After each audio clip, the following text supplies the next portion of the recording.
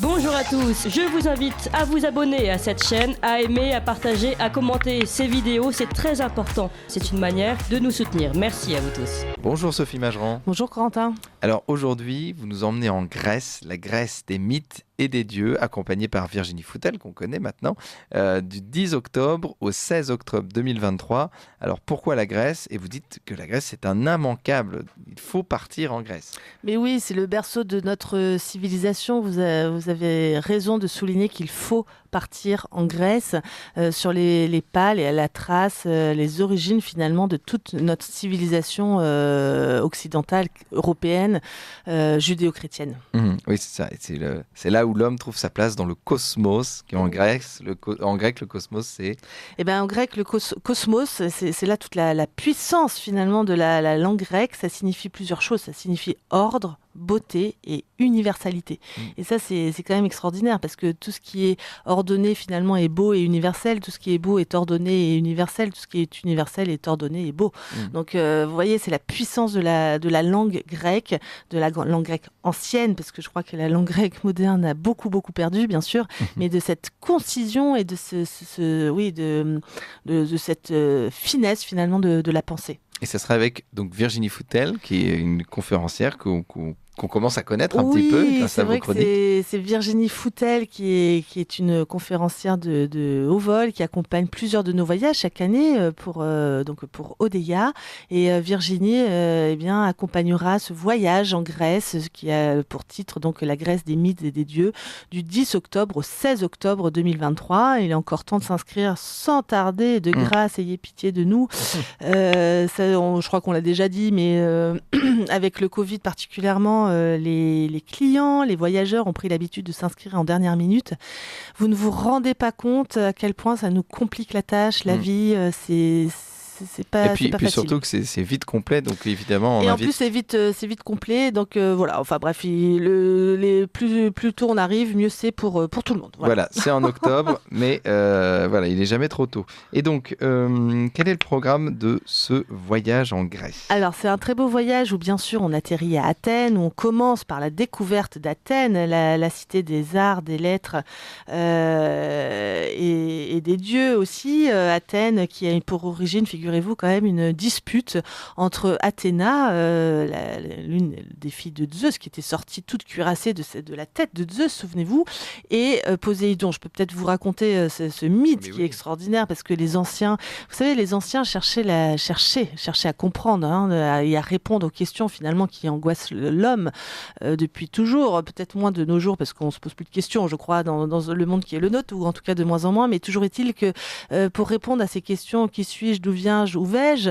eh bien, ces anciens qui avaient un esprit extrêmement religieux expliquaient toute chose et toute origine par le mythe fondateur, et par ces dieux qu'ils vénéraient, qu'ils adoraient. Et donc, ces dieux qui avaient des accents extrêmement humains, et ces dieux qui, encore une fois, eh bien, cette fois-ci, vont s'opposer.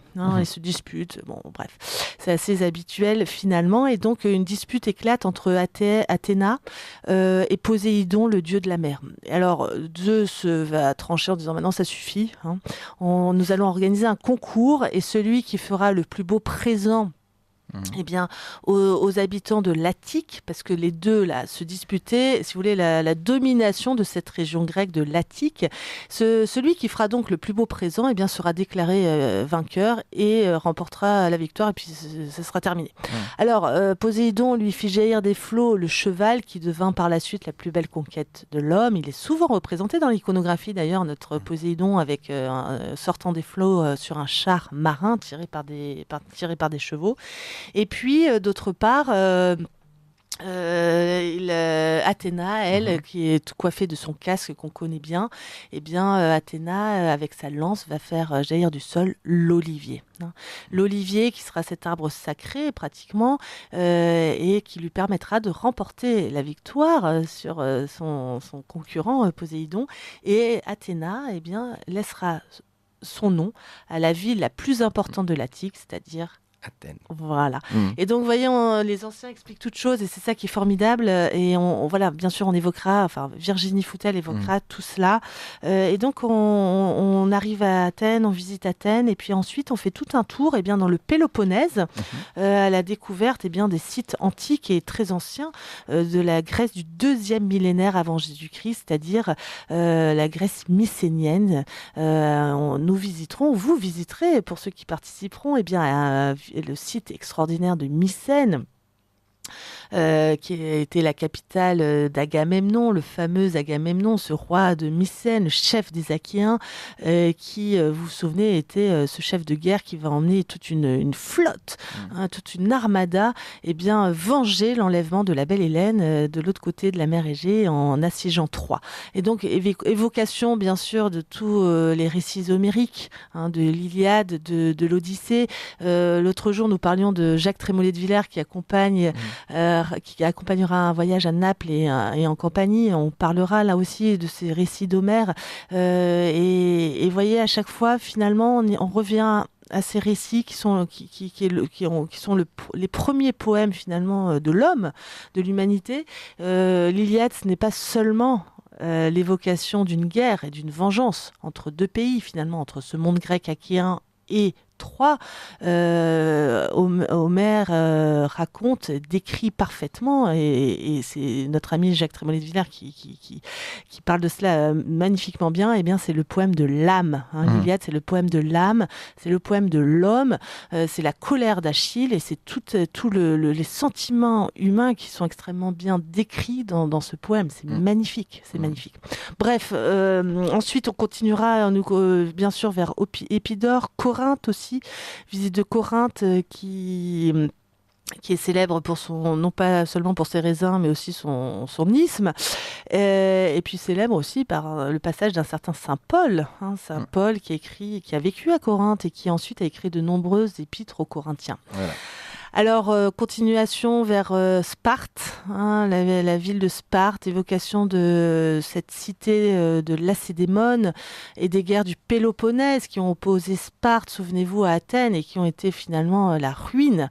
Cette guerre du Péloponnèse à la fin du 5e siècle avant Jésus-Christ a été la ruine, a précipité la ruine du monde grec. Ça, c'est la particularité aussi de ce monde grec antique, c'est que chaque cité est indépendante l'une de l'autre. Il n'y a jamais eu d'unité de ce monde grec. Chaque cité a été extrêmement jalouse de son indépendance et finalement c'est ce qui a complètement précipité la ruine de ces cités qui n'ont pas su faire alliance, qui n'ont pas su s'unir face aux envahisseurs, aux Perses d'un côté et puis ensuite plus tard aux Macédoniens de Philippe ou du fameux Alexandre. Ensuite, nous continuerons vers Mystra. Mystra, qui est un lieu qui se souvient des croisades, finalement. C'était le lieu de résidence favori des Villardouins. Très très joli site, extraordinaire. Un village, si vous voulez, à flanc de coteau, là, avec de nombreuses peintures dans les intérieurs, surtout dans les églises. C'est très très très très bel endroit byzantin, dans le style en tout cas. Et puis, continuation vers Olympie. Le site archéologique d'Olympie. Alors, tout à l'heure, on parlait du mythe, des mythes fondateurs et de ces concours organisés pour départager finalement les divinités lorsqu'il y avait un problème. À Olympie, c'est tout à fait cela. On organisait dans l'Antiquité des concours en l'honneur de Zeus olympien. Et c'est à l'origine de nos Jeux olympiques, bien que ça ne soit plus du tout religieux. Mais vous voyez que tout est religieux à l'origine. Et dans l'Antiquité, on se rendait à Olympie faire ses courses dans le stade, faire ses courses de chars et autres.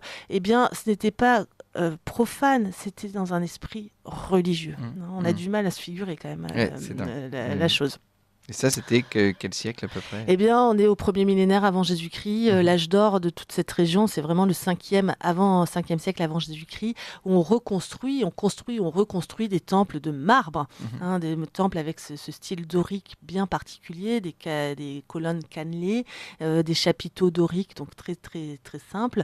On cherche bien sûr la perfection avec des calculs savants, notamment autour du chiffre d'or. On fait des corrections optiques, bien sûr, pour éviter éviter que l'œil qui déforme l'image ait l'impression que les temples vont s'effondrer. Donc on rapproche les colonnes extérieures de quelques centimètres. À vue d'œil, ça se voit tout juste à peine.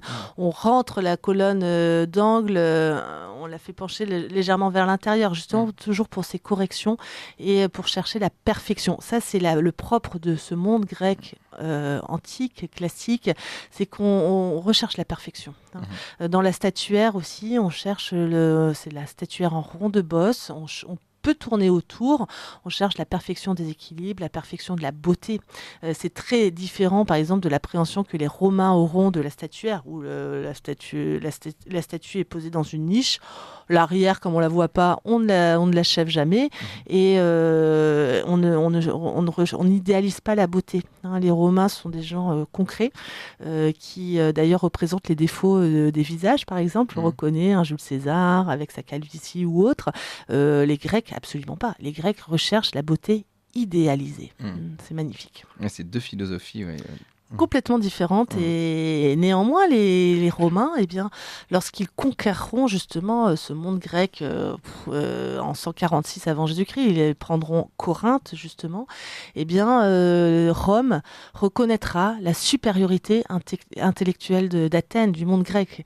Horace, ce poète donc romain, aura ce mot fameux qui est un trait de génie en réalité, qui dira: la Grèce conquise a conquis son farouche vainqueur, et les arts ont pénétré dans l'agreste Latium. C'est la reconnaissance de la supériorité intellectuelle, artistique et autres d'Athènes, qui est certes vaincue, mais qui finalement a conquis son farouche vainqueur. C'est magnifique. C'est magnifique. Tout à fait. Alors, au niveau de... Donc là, vous aviez fini au niveau du programme. Oui, alors c'est vrai que voilà, on fait tout ce circuit autour du Péloponnèse. Et puis, bien sûr, nous passerons à Delphes. Delphes, qui est considéré comme, par les anciens comme le centre du monde. C'est le sanctuaire de la concorde grecque, avec cette inscription, cette maxime célèbre: connais-toi toi-même. Donc, magnifique, Delphes. Et puis après, vous retournez à Athènes. Absolument. Merci beaucoup Sophie Mageran. On rappelle donc la Grèce des mythes et des dieux du 10 octobre au 16 octobre 2023. Il y a des spécialités culinaires Oui, bien sûr. En Grèce, on a énormément de choses, des plats, des spécialités très savoureuses, avec beaucoup de légumes, beaucoup de salades grecques. Vous savez, un repas commence toujours par une salade grecque, c'est-à-dire une salade composée. Voilà, une salade composée avec de la feta. Donc c'est très sain. Et puis après, tout un tas de plats que l'on connaît, de la viande qui est très bonne aussi, souvent très bien cuite. Vous savez, chez Odeia, je dis souvent, quand on demande aux participants: alors votre voyage s'est bien passé, on nous dit oui, on a bien mangé. Alors c'est important, voilà. Et c'est très important. Merci beaucoup Sophie Mageran. Donc on rappelle la Grèce des mythes et des dieux, accompagnée par Virginie Foutel, du mardi 10 octobre au lundi 16 octobre 2023. C'est disponible évidemment. Vous pouvez appeler l'agence Odeia au téléphone au 01 44 09 48 68, 01 44 09 48 68, ou sur le site odeia.fr. Merci Sophie Mageran. Puis vous partez en vacances, voilà. Oui, on va c'est partir vrai, en vous vacances aussi. Et on va partir en vacances. Quand vous partez en vacances, vous restez en France? Oui, vous savez, on a le plus beau pays du monde quand même, je crois. En tout cas, j'aime beaucoup mon pays, j'aime beaucoup la France. Et moi qui me déplace quand même régulièrement au cours de l'année, je préfère, et depuis plusieurs années maintenant, rester en France et découvrir un rythme humain, c'est-à-dire en marchant notre beau pays. Écoutez, bonnes vacances et à très vite. Merci Sophie Mageran. Merci Corentin.